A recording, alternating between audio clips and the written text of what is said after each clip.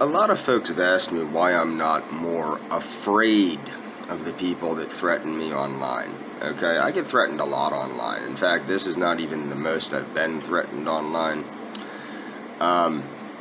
Well, because if you look at that gentleman, that J.J. Stoner, who's morbidly obese, probably hasn't left his chair in about 20 years, and does nothing but smoke pot all day, 99.9999% of the time, these are the people harassing you online.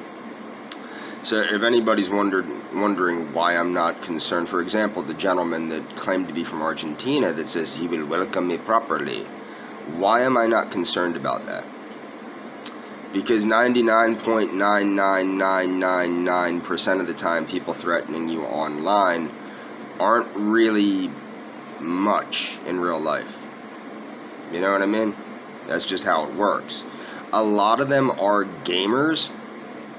That's a big thing. I've never been a gamer, but a lot of people have wondered why I don't take the threats I've received. And it's not just the recent threats. I used to get threatened on Facebook a lot of times. At that time, it was mostly by Antifa for my political views. But the thing is, why doesn't it intimidate me? Because it's very uncommon for somebody that's serious about getting you. It's very easy to look somebody up these days and find out where they live, what their phone number is, yada, yada, yada, yada, yada. The thing is, I'm not the kind of person to go harass people online or anything like that.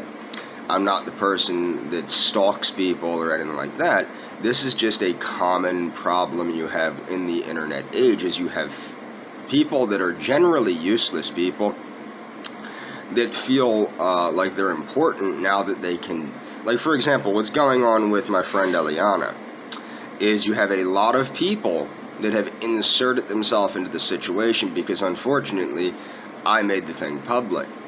But they don't know what the context is. As I've said before, people don't even know, they know half the context. They know the context that's on YouTube. They don't know the private context. So they can continue to think whatever they'd like. I'm not going to not do anything. Like, for example, the only way I would clearly get concerned for whether or not Eliana really didn't like me is if she flat out told me, James, leave me alone. She's never going to tell me to leave her alone. And the reason why is she doesn't want me to leave her alone.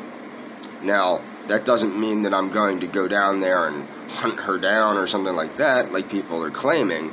It means that I'm going to give her an opportunity to see me. I need to make it easy for her to see me. And I'm fairly confident that when I get down to Argentina, she will see me. Why? Because I know the whole context of the situation. The only thing that was concerning to me, and still is a wee bit concerning to me, is one of the people does seem to be from Argentina. But that's besides the point. I can deal with that when that comes to pass. But what my point is to all these people on the internet, like a lot of my commenters, don't worry about it, man. You know, somebody's gonna get somebody somehow, somewhere, some way. I mean, the way we live today, everybody's an open book. You got to be aware of that. So the reason I don't worry about the threats I receive online is because a lot of the people that are threatening people online look like this J.J. Stoner guy.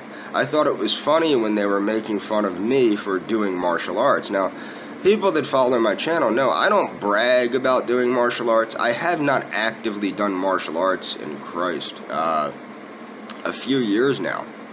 And even then, it was only teaching martial arts. I haven't really dedicated myself to taking them in a while. I do the techniques, blah, blah, blah, blah, blah. But there's more to martial arts than doing the techniques. There's a lot more. I have not immersed myself in martial arts. Am I confident that I can defend myself using martial arts? Absolutely. But it's not as well as I could 20 years ago when I was actually doing it every day, 6 days a week, sometimes 7. When I was teaching classes, 4 days a week. Am I as good as I was 20 years ago? No, of course not.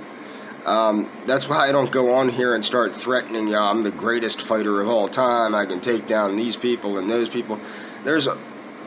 You can't live your life scared of everything. There's always somebody tougher than somebody else. There's always somebody meaner than somebody else. There's always somebody that could be waiting around that corner when you're walking down the street.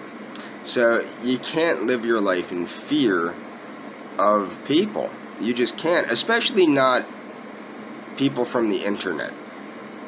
I mean, because the reason is, if they're on the internet, there's a reason they're on the internet. Okay? The reason they're on the internet threatening people, they're not on the internet making decent comment. Like, for example, that JJ Stoner guy. His comment is him being a whale of a man, making fun of people. That's the content in his video. Do you understand what I'm saying? So, there's a reason that he's making that content. I thought it was funny. I forget which video they were watching of mine. It was one of my videos on health. And they're saying, somebody commented, man, who take time to rant about RNA and shit? Okay?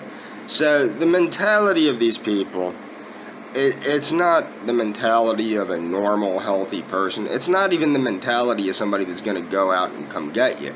Now, is there a chance that some white-knighting lunatic that has autism and thinks that they're the next Terminator might see the video and try to come get me? Of course, of course. In fact, there's more of a risk of that probably in Argentina than there is in the United States. But the facts are the facts. I don't care. As I said, what's funny is a lot of people will go, they get worried about me because of Argentina.